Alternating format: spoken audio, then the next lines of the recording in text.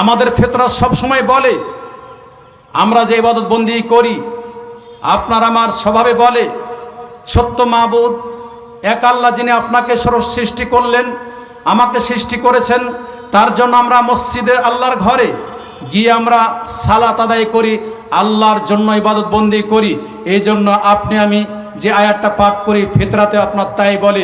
আমরা বলি সূরা ফাতিহা পাঠ করি, ইয়াকা না'বুদু ওয়া ইয়াকা নাস্তাঈন। আপনি আমি সবাই যেন বলি, হে আল্লাহ, আমরা খালেস অন্তরে তোমার জন্যই ইবাদত বন্দি করি, তোমার কাছে সাহায্য চাই। আচ্ছা বলুন তো, আমাদের মুসলিম রাষ্ট্র, এই মুসলিম রাষ্ট্রে 90% আমরা মুসলিম। ইতিহাস আপনাকে বলছে 90% আপনি মুসলিম। যদি 90% আপনি না ধরেন, তাহলে আসবেন আপনার 85%। আমাদের এই 85% মুসলিম। এই মুসলিমের ভিতরে অনেক আলেম ওলামা রয়েছে, আপনারা অনেকেই জানেন। সোশ্যাল মিডিয়াতে অনেক কথা আপনারা শোনেন। মিডিয়ায় এক আলেমের মুখ থেকে শুনলাম, তিনি বলছেন, একজন যেন জিজ্ঞেস করছেন যে আচ্ছা তোমরা মসজিদে কি করো, মসজিদে গিয়ে কী করো, আপনারা কি করেন মসজিদে? আমরা আল্লাহর জন্য সিজদা করি। তো ওনাকে যখন জিজ্ঞেস করা হয়েছে তোমরা মসজিদে কি করো, মসজিদে গিয়ে আমরা সালাত পড়ি। সালাত যে পড়ো, নামাজ যে পড়ো, প্রার্থনা করো, কার জন্য করো? তিনি বললেন যে আল্লাহর জন্য করি। আবার তারে জিজ্ঞেস করা হলো, আল্লাহর জন্য যে করো, আল্লাহকে দেখো? বলছে তা তো না, আল্লাহকেও দেখি না। এখন হিন্দুর প্রশ্ন এগুলা। হিন্দুরা বলছে তোমরা যেমন মসজিদে গিয়ে তোমাদের আল্লাহকে না দেখে ইবাদত বন্দি করো, আমরা মূর্তির পূজা করি, এই মূর্তিগুলা আল্লাহর কাছে আমাদের ইবাদতগুলা পৌঁছে দিবে। এই বক্তা সাহেব কি বলছেন দেখেন। বক্তা সাহেব বলছেন হিন্দুদেরকে কাফের বলা যাবে না, আমরা এক আল্লাহর ইবাদত বন্দি করি, আর হিন্দুরা বহু মাবুদের ইবাদত বন্দি করে, তারাও ইবাদত বন্দি করে, তাদের মাবুদ রয়েছে, এই মাবুদে আল্লাহর কাছে পৌঁছে দেয়। দেখেন এই বক্তা কি বলবেন আপনি বলেন তো। এই যে বক্তা কথা বলল, এই বক্তা তিনি যে কোরআন হাদিসের কথা বলছেন, তিনি আলেম দাবি করছেন। ওনার মূলত কোরআন সুন্নাহ সম্পর্কে জ্ঞান থাকলে আদৌ কোনোদিন এই কথা বলতে পারতো না। মুসলিম রাষ্ট্রে সে কি করে বলে যে হিন্দুরা, তারাকে কাফের বলা যাবে না? ইসলাম ভঙ্গের অনেকগুলা কারণ রয়েছে। তার ভিতরে একটা কারণ হলো, কেউ যদি কাফেরদেরকে, মুশরিকদেরকে কাফের বলতে, মুশরিক বলতে সন্দেহ পোষণ করে, তাহলে এই ব্যক্তি দিন থেকে বেরিয়ে যাবে। আর উনি যেটা স্পষ্ট, হিন্দু কাফের, এদেরকে কাফের বলতে তার সম্মান বোধে লাগছে, এদেরকে কাফের বলতে তার ভয় পাচ্ছে, তিনি বলছেন যে না, তাদের কাফের বলা যাবে না। যদি কাফের না বলা যায়, তাহলে আল্লাহর আয়াতকে আপনি বলবেন যে আয়াতটি ঠিক না, নাউজুবিল্লাহ। মহান আল্লাহ বলছেন, وَمَن يَبْتَغِ غَيْرَ الْإِسْلَامِ دِينًا فَلَن يُقْبَلَ مِنْهُ وَهُوَ فِي الْآخِرَةِ مِنَ الْخَاسِرِينَ।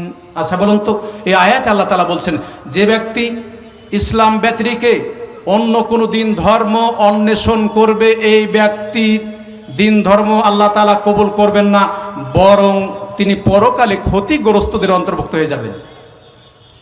তাহলে হিন্দুদেরকে কাফের বলতে কোনো সমস্যা আছে? সন্দেহ আছে আপনাদের? কারোর সন্দেহ আছে?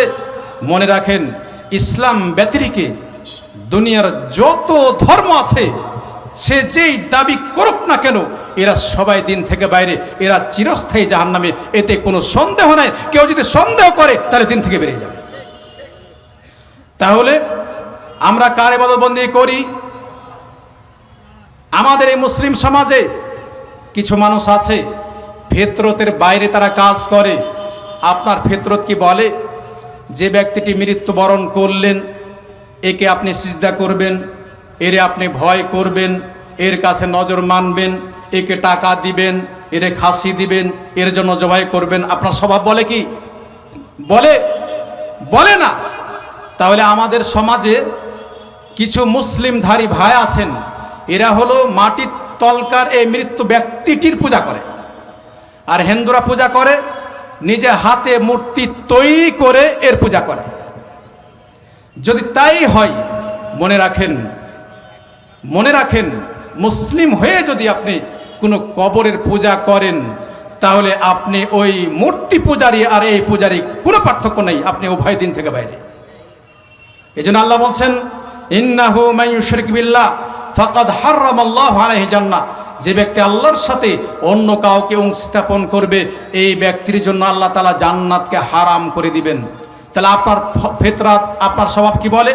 সর্বদাই কল্যাণ যে পথে, সে পথে আপনাকে ডাকে সালাত পড়ার জন্য, আপনাকে ডাকে হজ করার জন্য, আপনাকে ডাকে সিয়াম করার জন্য, আপনাকে ডাকে কল্যাণের পথে, আপনাকে ডাকে কোরআন তেলাওয়াতের দিকে, আপনাকে ডাকে কোরআন নিয়ে গবেষণা করার দিকে, আপনাকে ডাকে আল্লাহর পথে, আপনাকে ডাকে পরকালীন নাজাত পাওয়ার জন্য।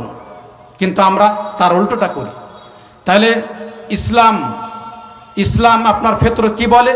আবু হুরায়রা বলছেন, রাসূলুল্লাহ সাল্লাল্লাহু আলাইহি সাল্লাম বলেন, কুল্লু মাউলুদিন ইউলাদু আলাল ফিতরা ফাআবাওয়াহু ইউহাফিদানিহি আও ইউনাসসিরানিহি আও ইউমাজ্জিসানিহি। প্রত্যেকটি সন্তান, আদমের প্রত্যেকটি সন্তান ইসলামের উপর জন্মগ্রহণ করে, তাওহীদের উপর জন্মগ্রহণ করে। তার পিতা মাতা তাকে ইহুদি বানায়, অথবা খ্রিস্টান বানায়, অথবা অগ্নিপূজক বানায়। আচ্ছা বলুন তো, এখানে একটা প্রশ্ন আছে। তাহলে আমরা কি পেলাম এই কথাগুলো থেকে? হিন্দুদের ধর্মে যে সন্তানটি জন্মগ্রহণ করে, খ্রিস্টানের ধর্মে যে সন্তানটি জন্মগ্রহণ করে, ইহুদির ঘরে যে সন্তানটি জন্মগ্রহণ করে, অগ্নিপূজকের ঘরে যে সন্তানটি জন্মগ্রহণ করে, সবাই কিন্তু ছোট যখন শিশু, এই সময় মুসলমান হয়েই জন্মগ্রহণ করে।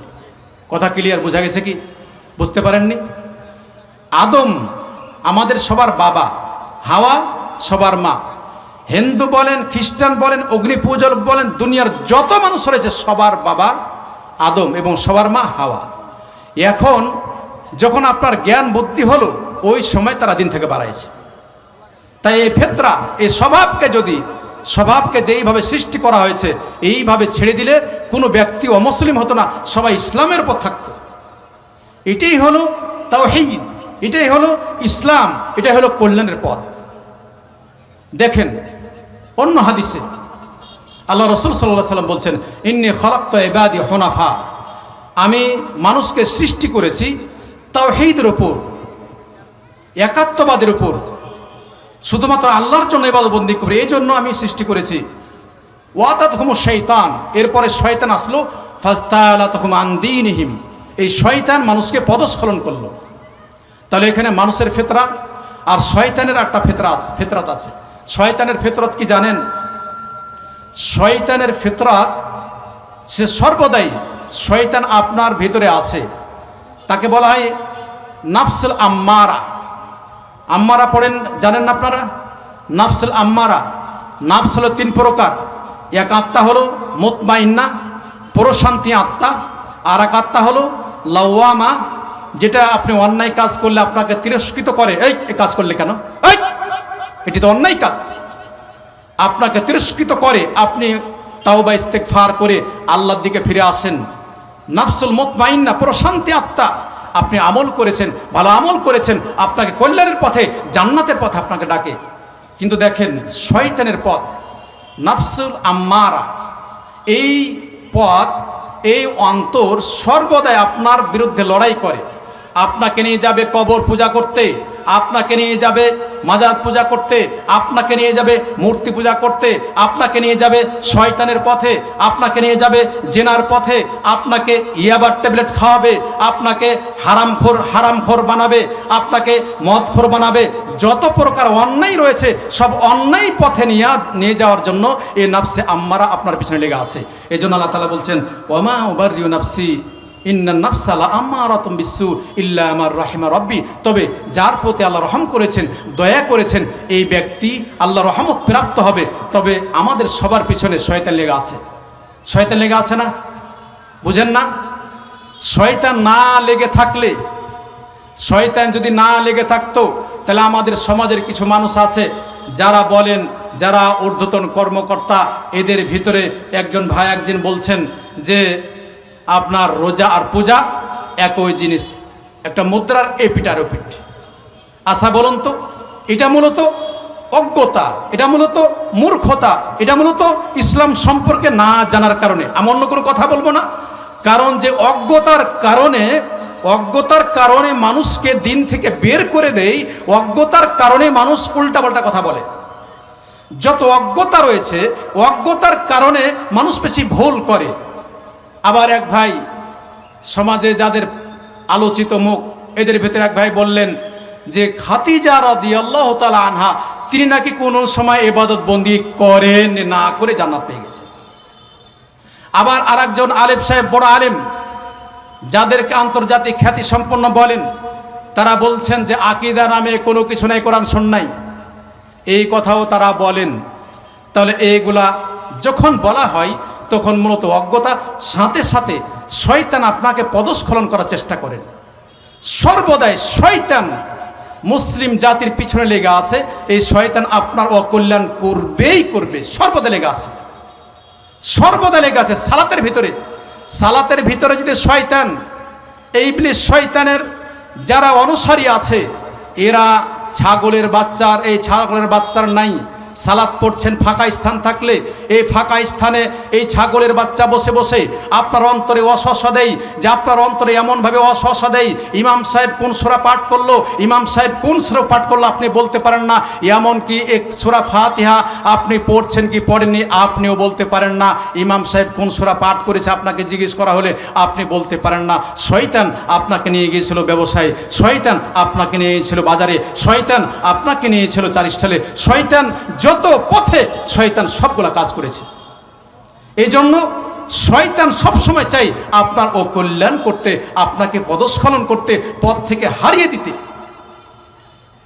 এই জন্য আল্লাহ তাআলা বলছেন ইন্না শাইতানা লাকুম আদুউন ফাত্তাখিযুহু আদুওয়া ইন্নামা ইয়াদউ হিজবাহু মিন আসহাবিস সাঈর। আপনার শয়তান সর্বদা আপনার শত্রু, কোন সময় আপনার কল্যাণ তারা চায় না। সে নিজে এবং তার অনুসারী যারা আছে সবাই জাহান্নামের দিকে ডাকে। আপনাকে বলছিলাম ফিতরতের কথা, যে আপনার ফিতরত সর্বদাই চাই কল্যাণ করতে।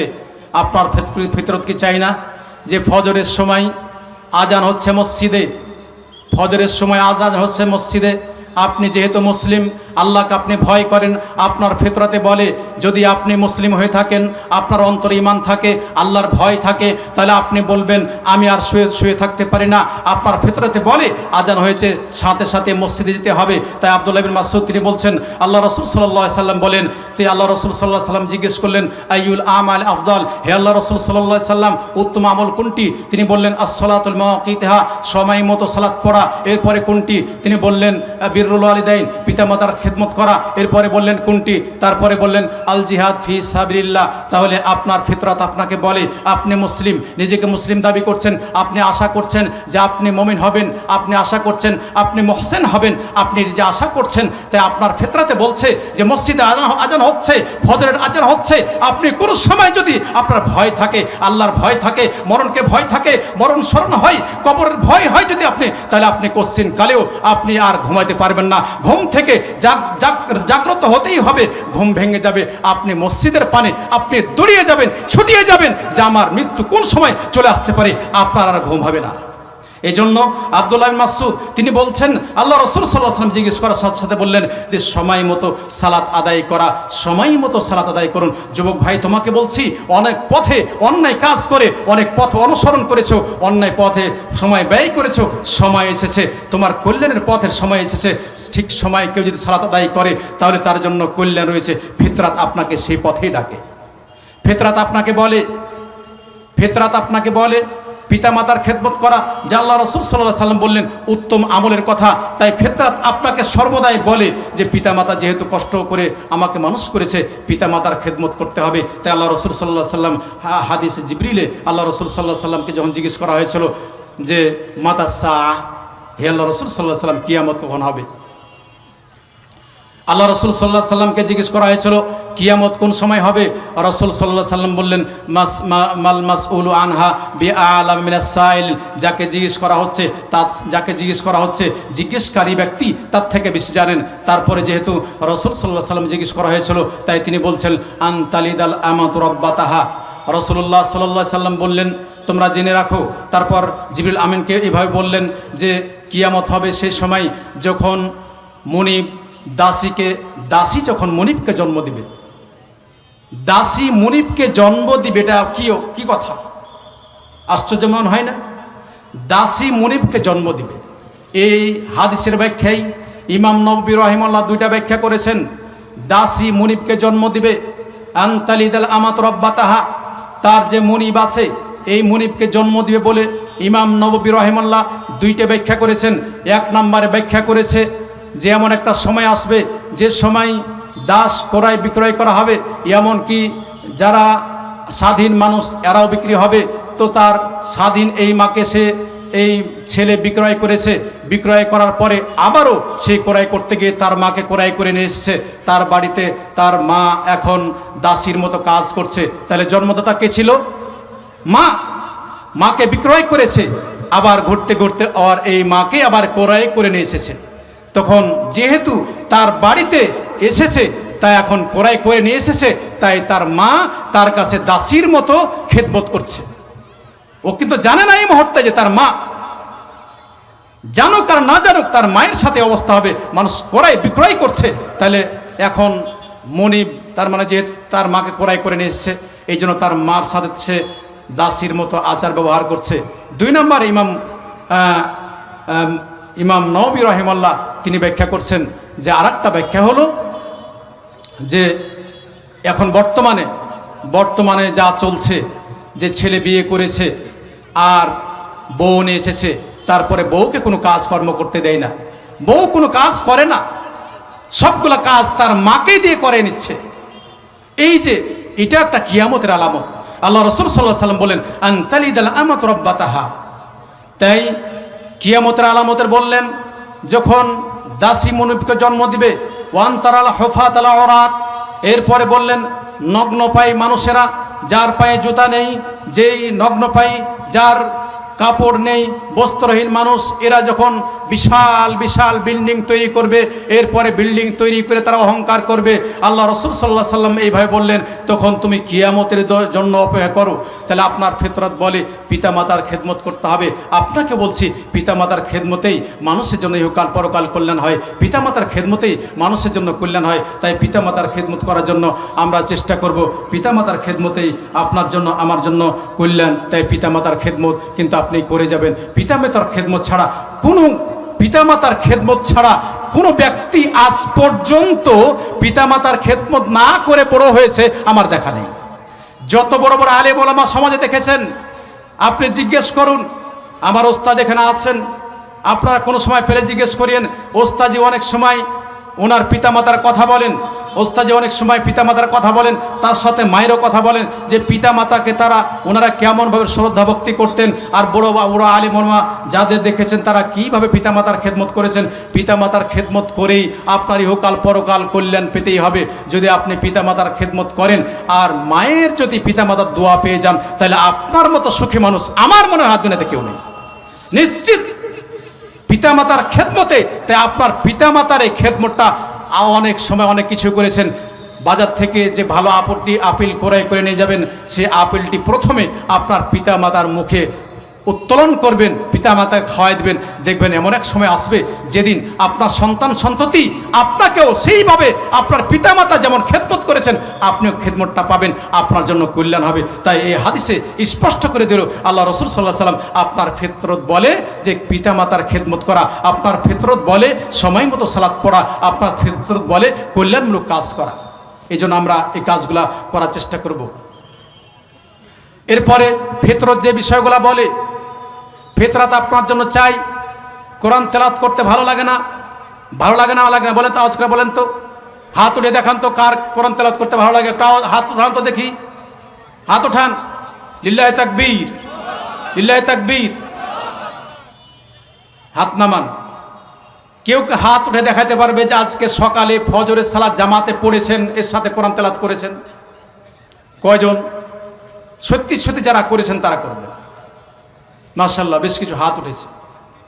আর দাওয়া ইলাল্লাহ, আপনাদের ডাকে আপনাদের শিশু সন্তান, জাযাকুমুল্লাহ খায়ের, শিশু সন্তান যাতে কোরআন শিখতে পারে, হাদিস শিখতে পারে, আকীদা শিখতে পারে, এই পথে ডাকে। তাহলে আপনার সন্তানকে কোরআন শিক্ষা অর্জন করুক, চান তো নাকি? চান তো? আপনার আওয়াজ করে বলেন চান? তাহলে দেখেন, আপনাদের আজকে একটা সাজেস্ট করি, আপনার নিজে যদি কল্যাণ পেতে চান, ফিতরাত অনুযায়ী কাজ করতে চান, তাহলে আজকে থেকে ফজরের সালাত, মুরব্বী আপনাকে বলছি, ফজরের সালাত জামাতে পড়বেন। আপনার বাচ্চাদের মসজিদে নিয়ে যাবেন, যারা ছেলে আছে পরিবারকে উঠাবেন, এরাও যাতে ঠিক সময় সালাত আদায় করে। সালাত আদায় করার পরে আপনি মসজিদ থেকে আসবেন, মসজিদে বাড়িতে যখন প্রবেশ করবেন, আসসালামু আলাইকুম ওয়া রাহমাতুল্লাহ, এই সালাম দিয়ে বাড়িতে প্রবেশ করবেন। তারপরে জোরে আওয়াজ করে বাড়িতে কোরআন তেলাওয়াত শুরু করবেন। সাথে আপনি পড়বেন, আপনার সন্তান পড়বে, আপনার স্ত্রী পড়বে, আপনার মেয়ে পড়বে। পড়ার পরে এই কোরআন তেলাওয়াত আপনি করবেন। যদি আপনি কিছু পারেন, কিছু আয়াত অর্থ পড়বেন, যতটুকু পারবেন। কিছু যদি না পারেন, আপনার পড়ার কোনো ক্ষমতা নেই, পড়তেও পাচ্ছেন না, তাহলে অন্তত সূরা ইখলাসটা 3 বার পাঠ করবেন। এই কাজ কোনোদিনই ভুল করবেন না। না পারলে সূরা ইখলাসটা 3 বার আপনি পাঠ করবেন। কুল হুয়াল্লাহু আহাদ, আল্লাহুস সামাদ, লাম ইয়ালিদ ওয়া লাম ইউলাদ ওয়া লাম ইয়াকুল লাহু কুফুয়ান আহাদ, এই সূরা যদি আপনি 3 বার পাঠ করেন, তাহলে আল্লাহ রাসূল সাল্লাল্লাহু আলাইহি সাল্লাম বলছেন, সূরা ইখলাস 3 বার কেউ পাঠ করলে পরিপূর্ণ কোরআন পড়ার সে সওয়াব পেয়ে যাবে। এই জন্য আপনার বাড়িতে আপনার ফিতরাত আজকে থেকে স্বভাব চালু করুন যে বাড়িতে ফজর সালাত জামাতে পড়ে বাড়িতে কোরআন তেলাওয়াত করব, এরপরে অন্য কোনো কাজে যাবেন।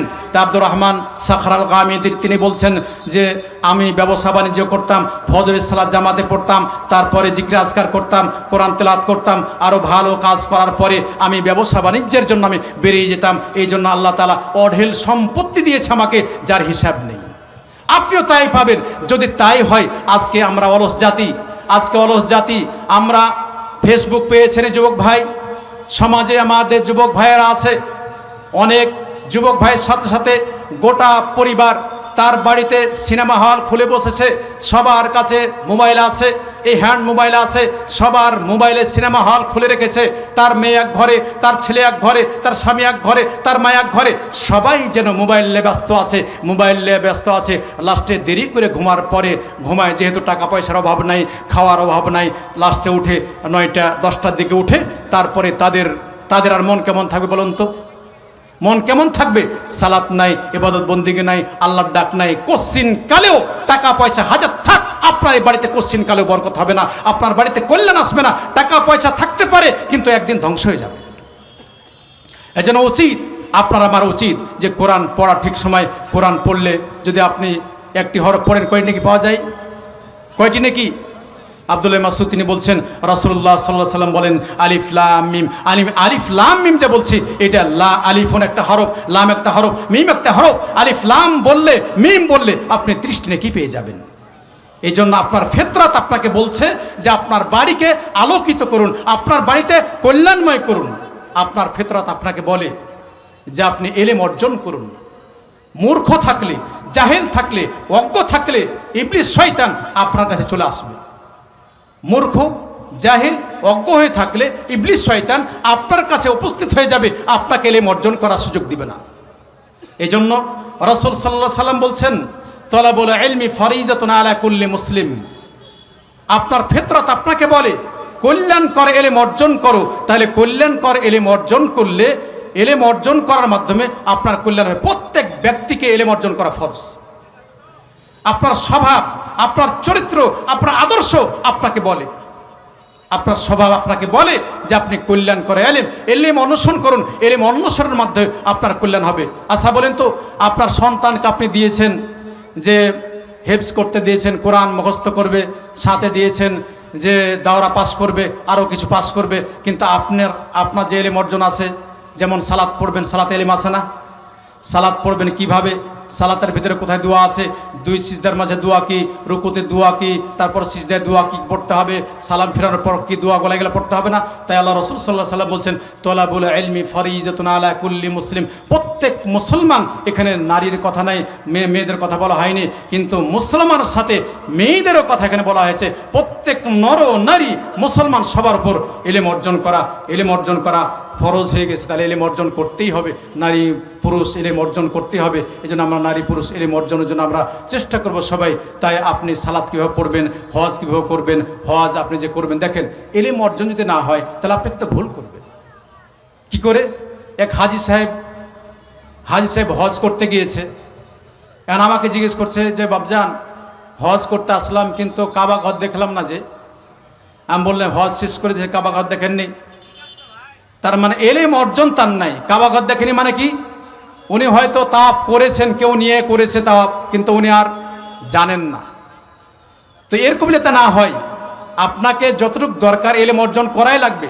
সালাতের জন্য বলেন, হজের জন্য বলেন, সিয়ামের জন্য বলেন, যতটুকু ইলম অর্জন আপনি বলবেন না যে আমার ছেলেকে দিয়েছি, আমার মেয়েকে দিয়েছি, তারাই অর্জন করবে। তা আপনি এখনও কোরআন পড়তে জানেন না, ইলম অর্জন আপনাকে করতে হবে। এগুলো আপনার ফিতরত আপনাকে বলে যে কল্যাণের পথে আপনি আসুন, আপনাকে এটা এই পথে আপনাকে ডাকে। শয়তান আপনাকে ডাকে, পাপ কাজের দিকে শয়তান ডাকে, পাপ কাজ সর্বদাই করতে বলে, পাপ কাজ আপনাকে করতে বলে। তাই পাপ কাজে আপনি কোনো সময় লিপ্ত হবে না। পাপ কাজ, শয়তান পাপ কাজে দিকে ডাকে, আপনার ফিতরত কল্যাণে ডাকে, আর শয়তান আপনাকে পাপ কাজে দিকে ডাকে। এই জন্য আল্লাহ বলছেন কুলিয়া ইবাদিয়াল্লাযিনা আসরাফু আলা আনফুসিহিম লা তাকনাতু মির রাহমাতিল্লাহ ইন্নাল্লাহা ইয়াগফিরুয যুনুবা জামিআ ইন্নাহু হুয়াল গফুরুর রহিম। আল্লাহ বলছেন, হে বান্দা, যারা নিজের উপর জুলুম করেছো, পাপ করেছো, তোমরা আল্লাহর রহমত থেকে নিরাশা হয়ো না। আমরা অনেকে বুঝি যে অন্যায় কাজ করার পরে নিরাশা হব না, এটা কিন্তু বলা হয়নি। বলা হয়েছে কি, আপনি পাপ করেছেন, পাপ করার পরে তাওবা করেন, ইস্তেগফার করেন। আপনার ভিতরে যে অন্যায় আছে, অন্যায়ের কারণে তাওবা ইস্তেগফার করে এই পথে আপনি ফিরে আসেন। এটাই আপনাকে বলা হয়েছে যে আপনি নিজের উপর জুলুম করেছেন, পাপ করার পরে জুলুম করেছেন, তাই ইস্তেগফার করে তাওবা করে আল্লাহর দিকে আপনি রুজু হওয়ার জন্য বলা হয়েছে। আপনি পাপ করবেন আর বলবেন না আল্লাহ তো ক্ষমা করে দিবেন, এটি কিন্তু বলা হয়নি। সালাফদের ব্যাখ্যা, পাপ হয়েছে, পাপের সাথে সাথে তাওবা করুন, ইস্তেগফার করুন। ইস্তেগফার করলে, তাওবা করলে, অনুতপ্ত হলে, এই পাপের দিকে আর না গেলে আল্লাহ তাআলা আপনাকে আমাকে ক্ষমা করবেন। আমি আর কয়েকটি কথা, যে আমি যদি ফিতরাতের অনুযায়ী আমল করতে চাই, তাহলে আল্লাহ রাসূল সাল্লাল্লাহু আলাইহি ওয়াসাল্লাম আপনাকে বলে দিলেন যে ফিতরাত অনুযায়ী আমল করলে আপনি জান্নাত পাবেন। এক নম্বরে আপনাকে বলছে যে আপনি আল্লাহর জন্য ইবাদতবন্দি করবেন, শিরক মিশ্রিত কোনো আমল করবেন না। এই ফিতরাত আপনাকে বলে আল্লাহর জন্য সিজদা হবে, অন্য কারোর জন্য নয়। দ্বিতীয় নম্বরে সালাত পড়বেন, ফিতরাত আপনাকে বলে সালাত ঠিকভাবে আদায় করবেন। তৃতীয় নম্বরে এরপর আরও ফিতরাত আপনাকে বলে যে আপনি সিয়াম, জাকাত, এগুলো যা আছে, হজ, এগুলো আপনি আদায় করার চেষ্টা করবেন। এক দুইটা জিনিস সাথে যদি দেওয়া হয়, আপনাকে যদি দেওয়া হয় মদ, সাথে দুধ দেওয়া হয়, মদ আর দুধ দেওয়া হয়, আপনার ফিতরতে বলবে যে আমি মদ নিব না, বরং দুধ পান করব, দুধের ভিতরে কল্যাণ আছে। এটা হলো স্বাভাবিক ফিতরতের কথা। ফিতরত আপনাকে বলে সৃষ্টিকর্তা আল্লাহ। ফিতরত স্বভাব আপনাকে বলে সৃষ্টিকর্তা আল্লাহ, যে মহান আল্লাহ সুবহানাহু ওয়া তাআলা আপনাকে আমাকে সৃষ্টি করেছেন, এর রাজত্ব চলবে। যিনি আসমান জমিনের মালিক, তিনিই আপনাকে আমাকে সৃষ্টি করেছেন, বিধায় তার জন্য আপনার ইবাদত বন্দিগুলা হবে। এটাই ফিতরতের চাহিদা। তাহলে মানুষের যে ফিতরত আছে, এই ফিতরত সর্বদাই কল্যাণ চাই। এই জন্য আল্লাহ রাসূল সাল্লাল্লাহু আলাইহি সাল্লাম যখন ইসরা মিরাজে গিয়েছিলেন, সে সময় কুফফারে কুরাইশরা হঠাৎ করে জিজ্ঞেস করলেন আবু বকর রাদিয়াল্লাহু তাআলা আনহুকে, যে আবু বকর, তোমার দোস্ত, তোমার বন্ধু বলছেন তিনি নাকি বাইতুল মাকদেসে গিয়েছেন এবং তিনি সপ্ত আকাশ পর্যন্ত দেখেছেন। এইভাবে তিনি যে বলছেন, আবু বকর রাদিয়াল্লাহু তাআলা আনহু তিনি বলছেন, তোমরা কি আল্লাহ রাসূল সাল্লাল্লাহু আলাইহি সাল্লামের মুখে শুনেছ? তারা বলল, জি, আমি মুহাম্মদ সাল্লাল্লাহু আলাইহি সাল্লাম মুহাম্মদের মুখেই শুনেছি। আবু বকর সিদ্দিক বললেন যে তুমি যদি মুহাম্মদের মুখে শুনে থাকো তাহলে নিশ্চিত জেনে রাখো তিনি সত্য কথা বলেছেন। আমরা জানি আবু বকর সিদ্দিক যে উপাধি পেয়েছেন, এই কথা থেকেই আল্লাহ রসুল সাল্লাল্লাহু আলাইহি সাল্লাম তাকে সিদ্দিক উপাধি দেন। ওই যে ইসরা মেরাজে যখন তিনি গিয়েছিলেন, বাইতুল মাকদিসে সালাত পড়েছিলেন, ইমামতি করেছিলেন, সাথে প্রথম আকাশ থেকে নিয়ে সপ্ত আকাশ পর্যন্ত গিয়েছিলেন। সে সময় জিবরিল আমিন বলছেন যে দুইটা জিনিস জিবরিল আমিন বিষয় দিয়ে নিয়ে আসলেন আল্লাহ রসুল সাল্লাল্লাহু আলাইহি সাল্লামের কাছে। জিবরিল আমিন নিয়ে আসলেন, একটা হলো এক নম্বরে এক পাত্রে দুধ নিয়ে আসলেন, আর এক পাত্রে আপনার মদ নিয়ে আসা হলো। আল্লাহ রসুল সাল্লাল্লাহু আলাইহি সাল্লামকে বললেন, তোমার ইচ্ছে মতো যে কোনো একটা তুমি গ্রহণ করতে পারো। আল্লাহ রসুল সাল্লাল্লাহু আলাইহি সাল্লাম তিনি গ্রহণ করলেন দুধ। তারপরে রসুল সাল্লাল্লাহু আলাইহি সাল্লামকে বলা হলো, জিবরিল আমিন বললেন তুমি যদি দুধ গ্রহণ না করতে তাহলে তোমার জাতি, তোমার উম্মত যত পথভ্রষ্ট হচ্ছে এর থেকে বেশি পথভ্রষ্ট হতো। কারণ যেহেতু তুমি দুধ গ্রহণ করেছো, ফিতরাত গ্রহণ করেছো, ফিতরাত চাই কল্যাণ, ফিতরাত চাই কল্যাণ, স্বভাব সর্বদাই কল্যাণ চাই, কল্যাণকামী বিষয় গ্রহণ করেছো, এই জন্য তোমার উম্মত বেশি সঠিক পথে। আমরা জানি আপনার জন্য জান্নাতের পথ সুগম হয়ে যাবে। আপনাকে এই পথে ডাকে যে দাওয়া ইলা আল্লাহ, যে আপনার কোরআন সুন্নাহর এই পথে ডাকছে। জি, দাওয়া ইলা আল্লাহ যে পথে আপনাদের মক্তব এবং বিভিন্ন কোরআন শিক্ষা দেয়। দোয়া করি আল্লাহ যেন এই কোরআন শিক্ষা, ইহকালীন কল্যাণ, পরকালীন মুক্তি, সাথে সাথে এই মাহফিলের যারা আয়োজন করেছেন, আয়োজকদের, যারা আলোচক, সবাই আল্লাহ সবার যেন কল্যাণ দান করেন। আমার সদে ওস্তাদকে আল্লাহ যেন সহি সালামতে রাখেন। এর সাথে আমরা যারা এখানে সবাই আছেন, আল্লামা ইহসানুল জহিরের ছেলে ইহসান জহির হাফিজাহুল্লাহ, সাথে সাথে আমার ছোট ভাই আব্দুল্লাহ বিন আব্দুর রাজ্জাক উস্তাদ, ছোট বড় ছেলে, সবার কল্যাণ দান করুক। এর সাথে আপনাদের আবার বলবো যে আমরা সবাই ফিতরত জিনিসটা আমরা জানি না, এখন বুঝলাম কিনা। ফিতরত মানে স্বভাব, যে স্বভাব আপনাকে সর্বদাই কল্যাণের পথে ডাকে, আর এই কল্যাণময়ী কাজ আপনাকে আমার করতে হবে। শয়তানের পথ থেকে পদস্খলন যাতে আমরা না হই। শয়তান আপনাকে সর্বদাই অন্যায় পথে ডাকে, অন্যায় পথ আমরা ত্যাগ করে কোরআন সুন্নাহর পথে আহলে হাদিস আপনাকে ডাকে সর্বদাই হক আর বাতিলের ভিতরে পার্থক্য করার জন্য। কোরআন সুন্নাহ আপনাকে বলছে, কোরআন সুন্নাহ অনুযায়ী কাজ করতে ডাকছে। তা আপনি বর্তমানে যে ইসকন, এরপর আরও যারা আছে, ইসকনের কথা আপনারা অনেক শুনেছেন, যে মুসলমানদের ইমানকে চুরি করার জন্য ইসকন জাতি মুসলমানদের ভিতরে ঢুকে এই হিন্দু জাতি মুসলমানদের অকল্যাণ করার জন্য ডাকে। এই জন্য আল্লাহ লাস্ট টাইম যে কথাটা বলছি, যা আল হক ওয়া যাকাল বাতিল ইন্নাল বাতিলা কানা যাহুকা। আপনি আহলে হাদিস যিনি নিজে আহলে হাদিস দাবি করেন, এই লোকটির ও তার প্রত্যেকটা অঙ্গ প্রত্যঙ্গ বলে যে সর্বদা আমরা কোরআন সুন্নাহর কথা বলি, কোরআন সুন্নাহ অনুযায়ী জীবন যাপন করব, হক কোনোদিন হকের সাথেই থাকবো, হক নিয়ে মৃত্যুবরণ করব। শিরক, আমরা কোনো শিরক মিশ্রিত আমল করতে পারি না, বেদাত অনুযায়ী আমল করতে পারি না, সুন্নত আমল করি। আল্লাহর কাছে দোয়া করি, ওয়া আখিরু দাওয়ানা আলহামদুলিল্লাহি রাব্বিল আলামিন, সুবহানাকা আল্লাহুম্মা ওয়া বিহামদিকা, আশহাদু আল্লা ইলাহা ইল্লা আনতা, আস্তাগফিরুকা ওয়া আতুবু ইলাইক।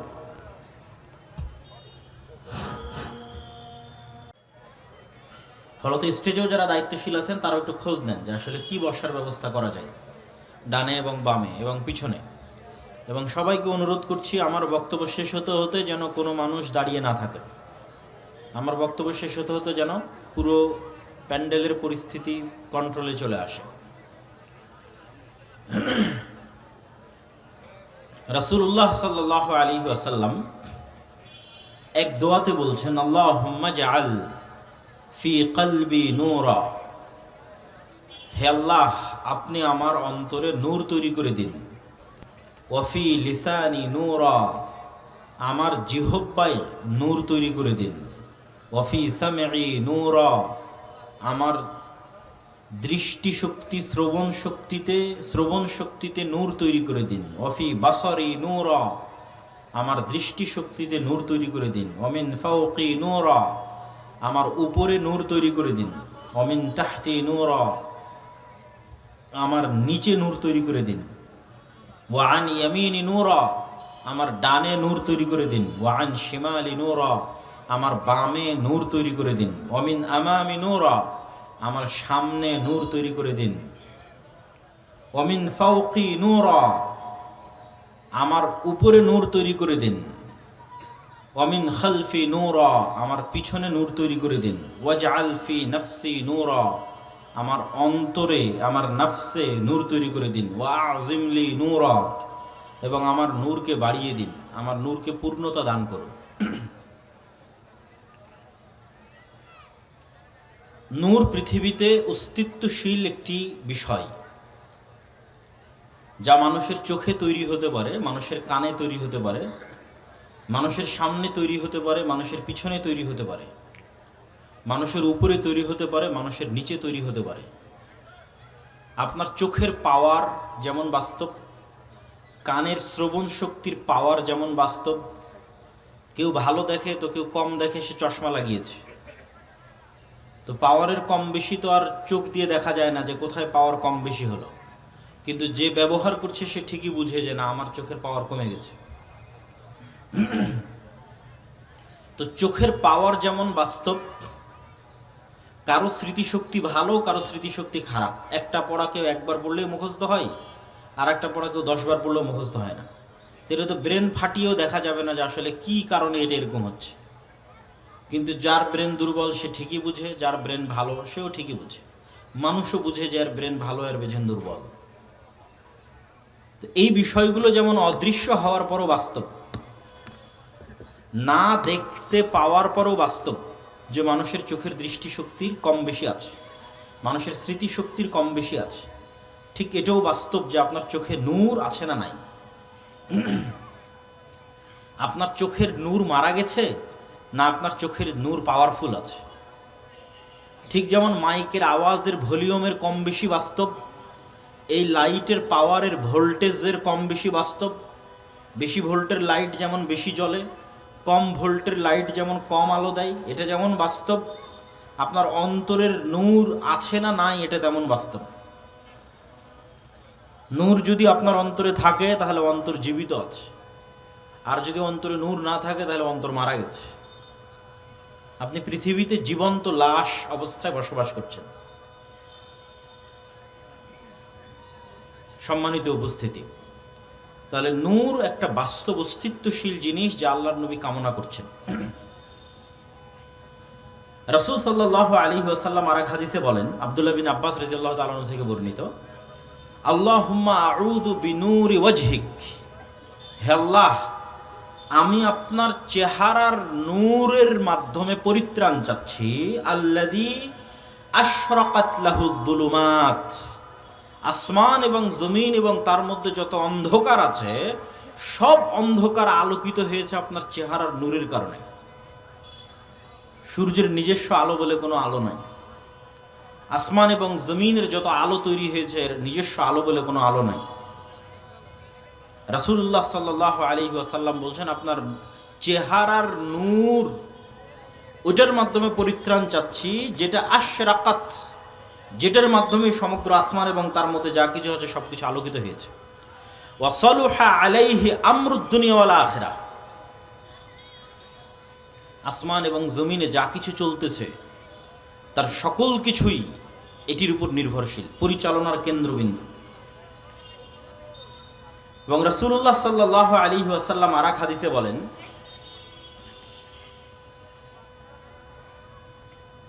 আল্লাহ সুবহানাহু তাআলার নিকটে লা লাইলা ওয়ালা নাহার, আল্লাহ সুবহানাহু তাআলার নিকটে কোনো রাত নাই, কোনো দিন নাই।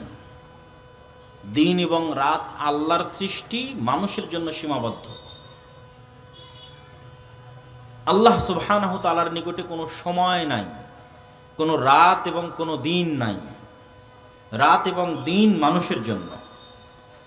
হিজাবুহুন নূর, আল্লাহ সুবহানাহু তাআলার হিজাব হচ্ছে তার নূর, পর্দা হচ্ছে তার নূর। আসমান এবং জমিন এবং আল্লাহর সৃষ্টিজীব এবং আল্লাহর মধ্যে আড় তৈরিকারী হচ্ছে নূর। লাউ কাশাফাহু লা আহরাকাত সুবহাতু ওয়াজহিহি, যদি আল্লাহ সুবহানাহু তাআলা এই নূর সরিয়ে নিতেন, তার চেহারাকে প্রকাশ করে দিতেন, তাহলে তার চেহারার জ্যোতিতে আসমান এবং জমিন ভস্মীভূত হয়ে যেত, জ্বলে পুড়ে ছারখার হয়ে যেত। তো আসমান এবং জমিন টিকে আছে, মানুষ এবং সৃষ্টিজীব টিকে আছে আল্লাহ সুবহানাহু তাআলার চেহারা ঢেকে থাকার কারণে। আল্লাহ সুবহানাহু তাআলার চেহারা ঢেকে আছে কি দিয়ে? নূর দিয়ে। হিজাবুহুন নূর,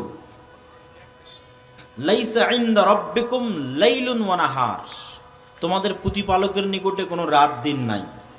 হুয়া নূরুস সামাওয়াতি ওয়াল আরজ, আল্লাহ নিজেই আসমান এবং জমিনের নূর। কোরআনের আয়াতে আল্লাহ সুবহানাহু ওয়া তাআলা বলেছেন, আল্লাহু নূরুস সামাওয়াতি ওয়াল আরজ। আল্লাহ হচ্ছেন আসমান এবং জমিনের নূর। সম্মানিত উপস্থিতি, এবার আল্লাহ সুবহানাহু ওয়া তাআলা নূর থেকে তৈরি করেছেন ফেরেশতাকে। খলিকাতিল মালাইকাতু মিন নূর, ফেরেশতারা তৈরি হয়েছে নূর থেকে। আল কোরআন নূর, কোরআন হচ্ছে নূর। আল ইসলাম নূর, ইসলাম হচ্ছে নূর। মানে আপনার অন্তরে, ওই যে বললাম আপনার চোখের পাওয়ারের কম বেশি, লাইটের ভোল্টেজের কম বেশি, তো আপনার অন্তরে কোরআনের নূর যেমন আছে, এখানে নূর তেমন বাড়তেছে। আপনার চোখ দিয়ে যত আপনি কোরআন তেলাওয়াত করতেছেন, চোখের নূর বাড়তেছে। আপনি যখন ওযু করতেছেন, তখন আপনার হাতে নূর তৈরি হচ্ছে। এই নূর কিয়ামতের মাঠে দেখা যাবে। মানুষ তার হাতের ওযুর নূর কিয়ামতের মাঠে দেখতে পাবে।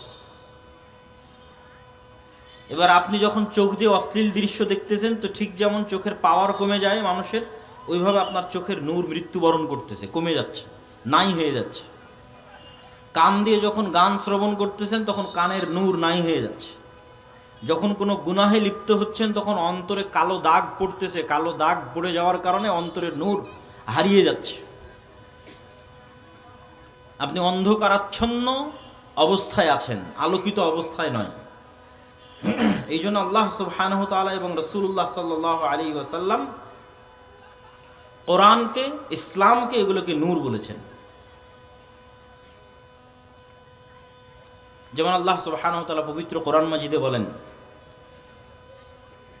আফা আমিনু বিল্লাহি ওয়া রাসূলিহি ওয়ান নূরিল্লাযী আনজালনা। তারা কি ঈমান আনয়ন করেছে আল্লাহর উপর, রাসূলের উপর, এবং যেই নূর আমি অবতীর্ণ করেছি সেই নূরের উপর। সেই নূর কোনটা বলেন তো? কোরআন। আল্লাহ সুবহানাহু ওয়া তাআলা আরেক আয়াতে বলেন, ওয়া কাযালিকা আওহাইনা ইলাইকা রূহাম মিন আমরিনা মা কুনতা তাদরি মাল কিতাব ওয়ালাল ঈমান ওয়ালাকিন জাআলনাহু নূরান নাহদি বিহি মান নাশা। হে আল্লাহর নবী, আপনি জানতেন না ঈমান কাকে বলে, কিতাব কাকে বলে, কিন্তু এই কোরআনকে নূরান নাহদি বিহি মান নাশা, এই কোরআনকে নূর বানিয়েছে, লাইট, আলো, নূর। নাহদি বিহি মান নাশা, এটাতে যাকে ইচ্ছা তাকে আমরা হেদায়েত দান করি। আর আল্লাহ সুবহানাহু ওয়া তাআলা যাকে ইচ্ছা তাকে এই নূরের মাধ্যমে সিরাতে মুস্তাকিমের রাস্তা দেখান। আল্লাহ সুবহানাহু ওয়া তাআলা নিজে বলছেন। আল্লাহ সুবহানাহু ওয়া তাআলা আরো বলেন, ইউরিদুনা লিইউতফিউ নূরাল্লাহ, তারা চায় আল্লাহর নূরকে নিভিয়ে দিবে। ওয়াল্লাহু মুতিম্মু নূরিহি, আর আল্লাহ তার নূরকে পূর্ণতা দান করবেন। এখানে আল্লাহর নূর কোনটা বলেন তো? ইসলাম। এখানে আল্লাহর নূর কোনটা? ইসলাম। তাহলে ইউরিদুনা লিইউতফিউ নূরাল্লাহ, তারা আল্লাহর নূরকে নিভিয়ে দিতে চায়। আল্লাহর নূর হচ্ছে ইসলাম, আল্লাহর নূর হচ্ছে কোরআন। ইয়া আইয়ুহাল্লাযীনা আমানুত্তাকুল্লাহ ওয়া আমিনু বিরাসূলিহি ইউতিকুম কিফলাইনি মির রাহমাতিহি ওয়া ইয়াজআল লাকুম নূরান তামশুনা বিহি। মানুষের আমল যে নূর তৈরি করবে, এ বিষয়ে আল্লাহ সুবহানাহু ওয়া তাআলা স্পষ্টভাবে পবিত্র কোরআন মাজিদে বলেছেন, ওয়াল্লাযীনা আমানু মাআহু নূরুহুম ইয়াসআ বাইনা আইদিহিম ওয়া বিআইমানিহিম। কিয়ামতের মাঠে মানুষ দেখবে তাদের আমলের নূর তাদের ডানে বামে বিচ্ছুরিত হচ্ছে, এবং সিরাতে মুস্তাকিম অতিক্রম করবে, সিরাত অতিক্রম করবে, পুল সিরাত অতিক্রম করবে। দুনিয়াতে যত বেশি নূর অর্জন করেছে সেই নূর দিয়ে। ওয়াল্লাযীনা আমানু মাআহু নূরুহুম ইয়াসআ বাইনা আইদিহিম, তাদের ডানে এবং বামে তাদের আমলের নূর বিচ্ছুরিত হতে থাকবে কিয়ামতের মাঠে। আল্লাহ সুবহানাহু ওয়া তাআলা পবিত্র কোরআন মাজিদে আরো বলেন, ওয়াল্লাযীনা আমানু বিল্লাহি ওয়া রাসূলিহি উলাইকা হুমুস সিদ্দিকুনা ওয়াশ শুহাদা ইনদা রাব্বিহিম লাহুম আজরুহুম ওয়া নূরুহুম। যারা সিদ্দিক এবং শুহাদা, তাদের যেমন নেকি আছে তেমন তাদের নূরও আল্লাহর কাছে পাওনা আছে। কিয়ামতের মাঠে তারা তাদের নূর পাবে, যে নূর দুনিয়াতে অর্জন করেছে। ইসলামের প্রতি আমল করেছে, নূর অর্জন করেছে। কোরআন তেলাওয়াত করেছে, নূর অর্জন করেছে। ওযু করেছে, নূর অর্জন করেছে। সালাত আদায় করেছে, নূর অর্জন করেছে। এগুলো সব বাস্তবে যেমন আপনি লাইট বন্ধ হয় এবং নিভে যাওয়া দেখছেন, ঠিক আপনার অন্তরের নূর আছে অথবা নাই এটা বাস্তব। আপনার চোখে নূর আছে অথবা নাই এটা বাস্তব। ইয়াউমা তারাল মুমিনিনা ওয়াল মুমিনাত, কিয়ামতের দিন মুমিন এবং মুমিনারা দেখবে নূরুহুম বাইনা আইদিহিম ওয়া বিআইমানিহিম, দেখবে তাদের আমলের নূর ছুটে বেড়াচ্ছে তাদের ডানে এবং তাদের বামে। বুশরাকুমুল ইয়াউমা জান্নাত, তোমাদের জন্য আজকে সুসংবাদ, এই নূর ধারণকারীদের জন্য সুসংবাদ হচ্ছে জান্নাত। সম্মানিত উপস্থিতি, নূর থাকলে হৃদয় জীবিত আছে, নূর নাই হৃদয় মারা গেছে, মৃত্যুবরণ করেছে। নূরের হৃদয় পরিপূর্ণ অবস্থায় আছে, শয়তান ভয়ে পালাবে। এটা হচ্ছে আপনার নাফসে, আপনার হৃদয়ে নূরের পাওয়ারের প্রভাব। যেমন খুব ভয়ঙ্কর প্রজ্বলমান লাইটের দিকে যেমন তাকানো যায় না, সূর্যের দিকে যেমন তাকানো যায় না, আল্লাহ সুবহানাহু ওয়া তাআলার চেহারা যেমন এই চর্মচক্ষু দিয়ে দেখা যায় না, ঠিক কারোর হৃদয়ের নূর যদি এতটা প্রভাবশালী হয় তো শয়তান ধারে কাছে আসবে না। যেমন উমর রাদিয়াল্লাহু তাআলা আনহুকে দেখে শয়তান রাস্তা পরিবর্তন করে নিত। এটা হচ্ছে তার হৃদয়ের ভোল্টেজ, নূরের পাওয়ার। আর যদি নূর না থাকতে থাকতে থাকতে থাকতে একদমই নাই, কালো কুচকুচে অন্তর হয়ে গেছে, তাহলে এর ধারে কাছে আর ফেরেশতা নাই, এই সব সময় এখন শয়তানের গোলাম। পৃথিবীতে মানুষ দুই ধরনের জীবের সাথে বন্ধুত্ব করে। মানুষের সাথে মানুষের বন্ধুত্ব যত সত্য, মানুষের সাথে মানুষের সম্পর্ক যত সত্য, তার চেয়ে বেশি সত্য মানুষের সাথে ফেরেশতার বন্ধুত্ব, তার চেয়ে বেশি সত্য মানুষের সাথে শয়তানের বন্ধুত্ব। কেন?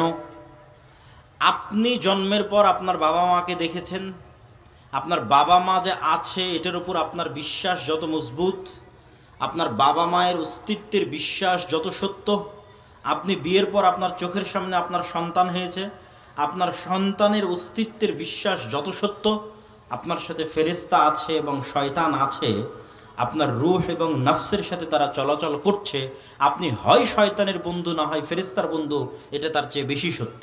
কেন? আদম আলাইহিস সালাতু ওয়াস সালামকে যখন আল্লাহ সুবহানাহু ওয়া তাআলা সৃষ্টি করেছেন, তখন আদম আলাইহিস সালাতু ওয়াস সালাম সৃষ্টি হওয়ার পর সর্বপ্রথম তার স্ত্রীকে দেখেনি, সর্বপ্রথম তার ছেলেকে দেখেনি, তার বাপ মাকে দেখেনি। তার তো বাপ মাই নাই, দেখবে কিভাবে? তাহলে আদম আলাইহিস সালাতু ওয়াস সালাম সর্বপ্রথম ভিন্ন জগতের দুটো প্রাণীর সাথে পরিচিত হয়েছে। ওয়াইদ ক্বালা রাব্বুকা লিল মালাইকাতি ইন্নী জাইলুন ফিল আরদি খলিফা ক্বালু আতাজআলু ফিহা মান ইউফসিদু ফিহা ওয়া ইয়াসফিকুদ দিমা। যখন আল্লাহ ফেরেশতাদের ডেকে বললেন আমি পৃথিবীতে আমার প্রতিনিধি সৃষ্টি করতে চাই, তোমরা কি বলো? তো আল্লাহ বললেন আপনি কি পৃথিবীতে এমন কাউকে সৃষ্টি করবেন যারা ফিতনা ফাসাদ তৈরি করবে? আর আমরা তো আপনার তাসবিহ পাঠ করছি। তো আদম আলাইহিস সালাম সৃষ্টি হওয়ার আগে থেকেই ফেরেশতাদের সাথে আলাপ আলোচনা চলতেছে।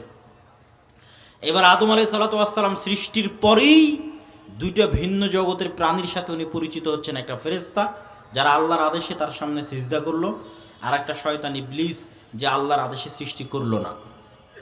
তাহলে মানুষ পৃথিবীতে সৃষ্টি হওয়ার পর সর্বপ্রথম আরেক মানুষের সাথে বন্ধুত্ব হয়নি, সর্বপ্রথম আরেক মানুষের সাথে শত্রুতা হয়নি, সর্বপ্রথম বন্ধুত্ব হয়েছে ভিন্ন জগতের প্রাণীর সাথে, সর্বপ্রথম শত্রুতা হয়েছে ভিন্ন জগতের প্রাণীর সাথে।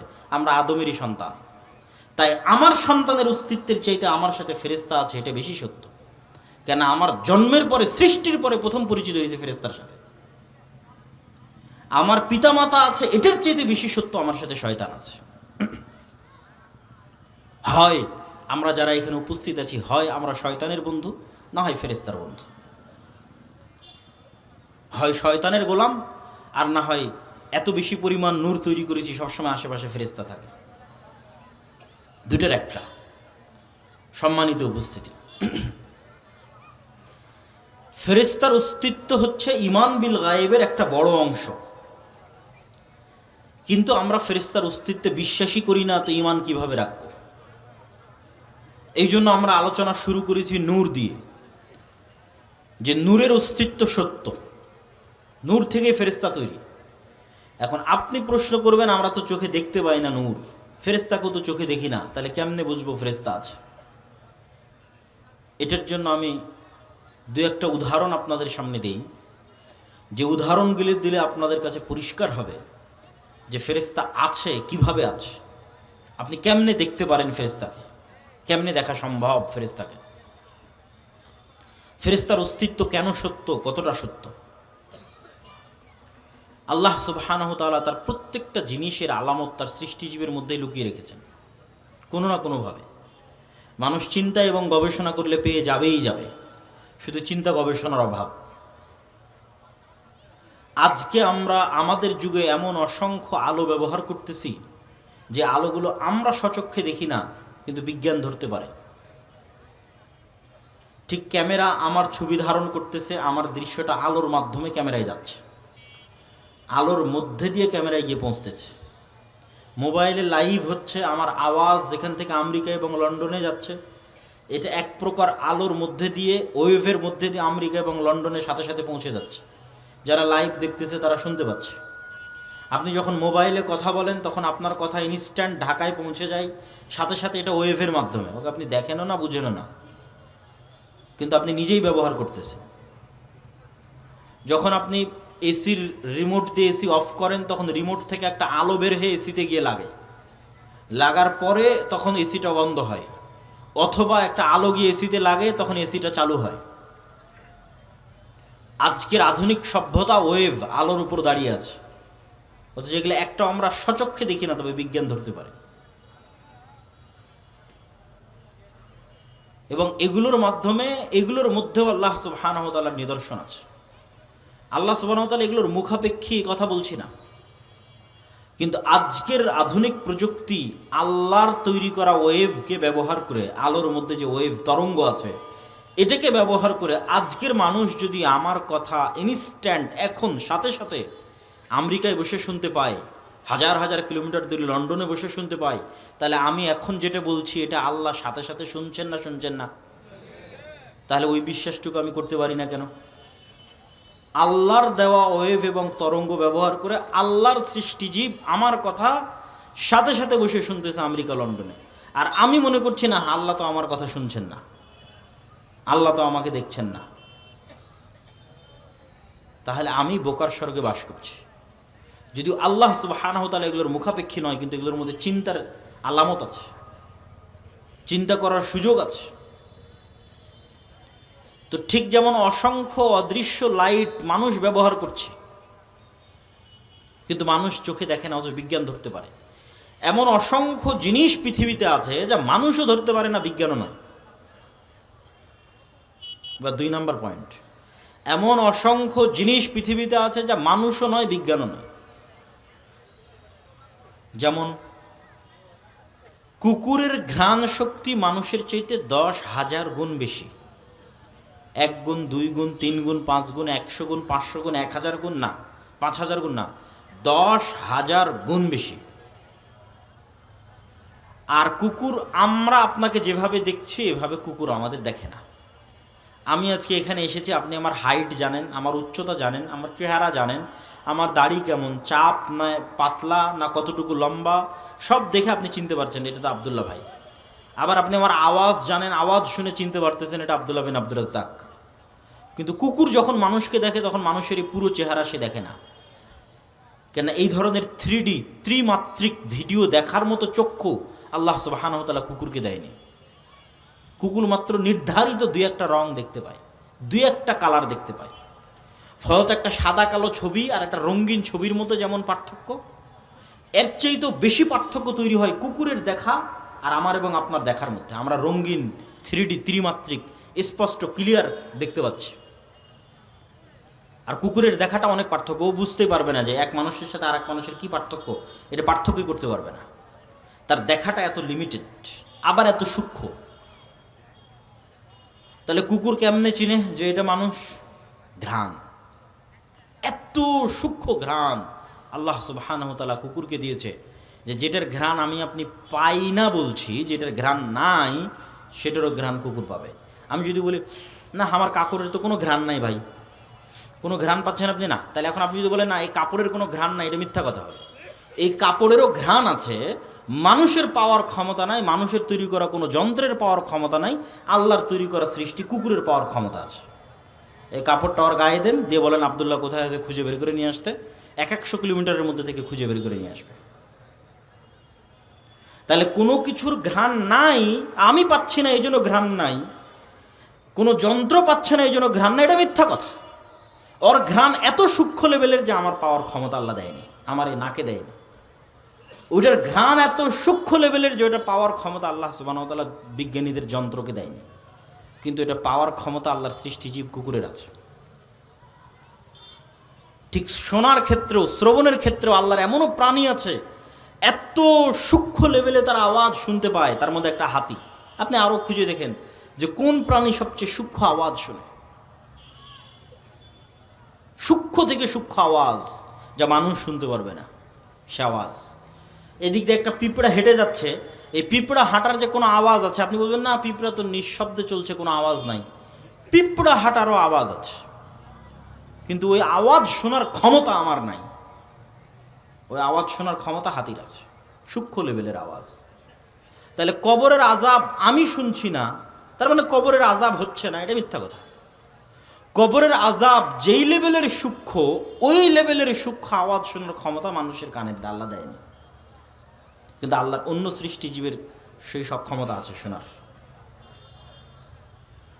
আমি ওই নূরের ওই লাইট দেখতে পাচ্ছি না, তার মানে এখানে আশেপাশে ফেরেশতা না, এটা মিথ্যা কথা। রাসূলুল্লাহ সাল্লাল্লাহু আলাইহি ওয়াসাল্লাম বলছেন, ইজা সামি'তুম সিয়াহাদ দীকা ফাসআলুল্লাহা মিন ফাজলিহি ফাইন্নাহা রাআত মালাকান। রাসূলুল্লাহ বলছেন, যখন তোমরা মোরগের ডাক শুনতে পাও তখন তোমরা আল্লাহর কাছে কল্যাণের দোয়া করো। কেন?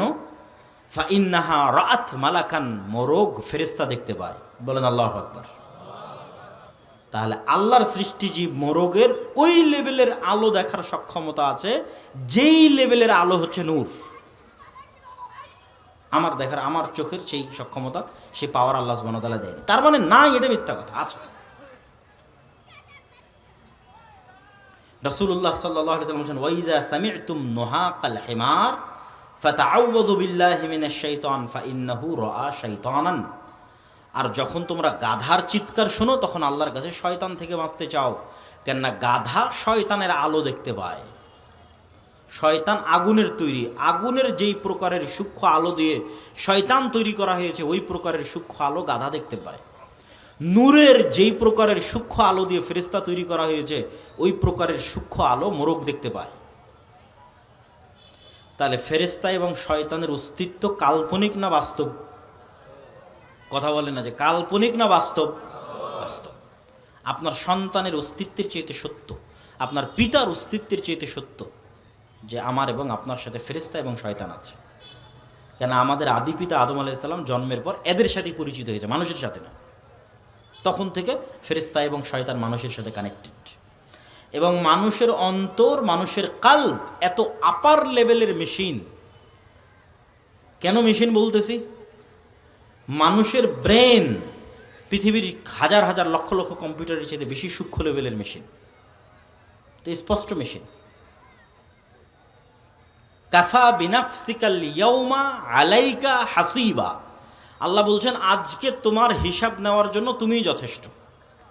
তো আমার হিসাব নেওয়ার জন্য আমি যথেষ্ট। আর অনেকগুলো মাধ্যম হতে পারে, কিন্তু একটা সহজ মাধ্যম বলি, সেটা হচ্ছে আমার ব্রেন। বিজ্ঞানীরা বলতেছে যে মানুষের ব্রেনের ধারণ ক্ষমতা, মানুষের বয়স যদি 1000 বছর হতো তাহলে 1000 বছরে যা দেখতো, যা শুনতো, যা বলতো তার সব কিছুই ব্রেনে সেভ করে রাখা সম্ভব। কিন্তু মানুষ তো রাখে মাত্র 60 বছর, ইউজ করে মাত্র 60 বছর। মানুষের ব্রেনের পর্দা দিয়ে যদি সমগ্র পৃথিবীকে ঘিরে ফেলা হয় তো কয়েকবার পুরো পৃথিবী ঘেরা যাবে, এতটা পাওয়ারফুল মানুষের ব্রেন। তাহলে আমি চোখ দিয়ে দেখতেছি এটাই ক্যামেরার লেন্স, ওই ক্যামেরা যেমন ওর মেমোরি কার্ডে সেভ করতেছে, আমার চোখ দিয়ে দেখা সেভ কোথায় হচ্ছে? ব্রেনে সেভ হচ্ছে। আপনার তো মনে থাকে, যা করেন সব মনে থাকে, যা দেখেন সব মনে থাকে। কোথায় গিয়ে সেভ হয়? এখানে গিয়ে সেভ হয়, ব্রেনে গিয়ে সেভ হয়। এখন ইলন মাস্ক গবেষণা করতেছে যে মানুষের ব্রেনের সাথে ইন্টারনেট লাগাবে, তো মানুষের ব্রেনের সাথে ইন্টারনেট লাগলে মানুষই তো তার ডাটা ট্রান্সফার করে দেখতে পারবে কি কি দেখেছে, কি কি মুখস্থ করেছে, কি কি আছে ওর ব্রেনের মধ্যে, যদি ব্রেনের মেমোরিকে রিড করার সক্ষমতা মানুষ অর্জন করে। তাহলে মানুষই যদি এই সক্ষমতা অর্জন করে, তো কিয়ামতের মাঠে কাফা বিনাফসিকাল ইয়াউমা আলাইকা হাসিবা, তোমার হিসাব নেওয়ার জন্য তো তুমিই যথেষ্ট বাবা, তোমার ব্রেনে তো সবই সেভ আছে। তোমার ব্রেনে তুমি যা ভিডিও দেখেছো তাও সেভ হয়ে আছে, যে কী কী ভিডিও দেখেছো, যা গান শুনেছো তাও সেভ হয়ে আছে, তুমি কী কী গান শুনেছো, যা কাজ করেছো তাও সেভ হয়ে আছে। তাহলে আর কিসের সাক্ষী দরকার? কাফা বিনাফসিকাল ইয়াউমা আলাইকা হাসিবা, আজকে তুমি যথেষ্ট তোমার হিসাব নেওয়ার। এত ভয়ঙ্কর মেশিন এখানে লাগানো আছে। এর চেয়েও টপ লেভেলের মেশিন হচ্ছে অন্তর। মেশিন বলতেছি বুঝার সুবিধার্থে। কিভাবে, কেন বললাম এত টপ লেভেলের? এই জন্য যে মোবাইল দিয়ে মানুষের সাথে মানুষের যোগাযোগ হয়। পৃথিবীর এমন কোনো মেশিন আবিষ্কার হয়নি যে ফেরেশতার সাথেও যোগাযোগ করতে পারে, শয়তানের সাথেও যোগাযোগ করতে পারে। কিন্তু আমাদের শরীরের মধ্যে, যেখানে রাসূলুল্লাহ বলছে যে তাকওয়া হা হুনা, যেটা কলব, যেখানে রূহ থাকে, সেই জায়গাটা এত আপার লেভেলের, এত টপ ক্লাস যে এ যেমন মানুষের সাথেও ভালোবাসা মহব্বত করতে পারে, ঘৃণা, অন্তর, রাগ, দুঃখ, ক্ষোভ, চোখের পানি সব এখান থেকে তৈরি হয়, আবেগ, অনুভূতি সব এখান থেকে তৈরি হয়। তো এই যেমন মানুষের প্রতি ভালোবাসা রাখতে পারে, মানুষের সাথে বন্ধুত্ব তৈরি করতে পারে, এই আপার লেভেলের মেশিন শয়তানের সাথেও কানেকশন তৈরি করতে পারে, ফেরেশতার সাথেও পারে।